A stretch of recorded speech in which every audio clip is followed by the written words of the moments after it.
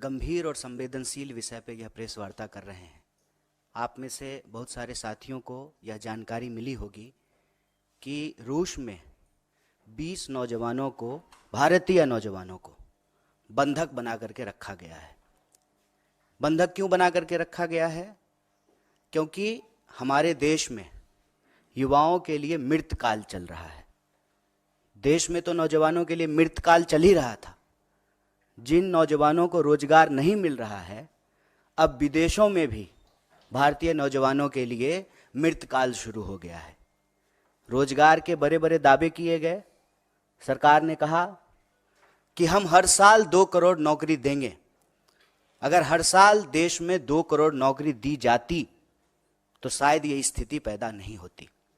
आप जानते हैं कि रूस के पास परमानेंट आर्मी नहीं है, ठेके पर आर्मी है। हमारे देश में भी जो है ठेके पर अग्निपथ योजना लाई गई है, ठेके पे जवानों को बहाल किया जाएगा और वहां पर जबरदस्ती भारतीय नौजवानों को एक तरीके से बंधक बना करके रखा गया है। उसमें से सिविलियन वर्क में गुजरात का एक नौजवान, नोट कीजिएगा, गुजरात मॉडल, गुजरात का एक नौजवान, उसकी दुखद मौत हो गई है। और इस संवेदनशील विषय पर चारों तरफ चुप्पी है।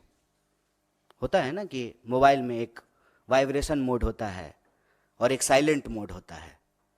तो जब प्रचार की बात आती है, फोटो आप का बात आता है, तो प्रचार मंत्री सक्रिय हो जाते हैं, वाइब्रेशन मोड ऑन हो जाता है। और देश से जुड़ा हुआ कोई विषय हो, नौजवान से जुड़ा हुआ कोई विषय हो, तो साइलेंट मोड पे चले जाते हैं। ये कितने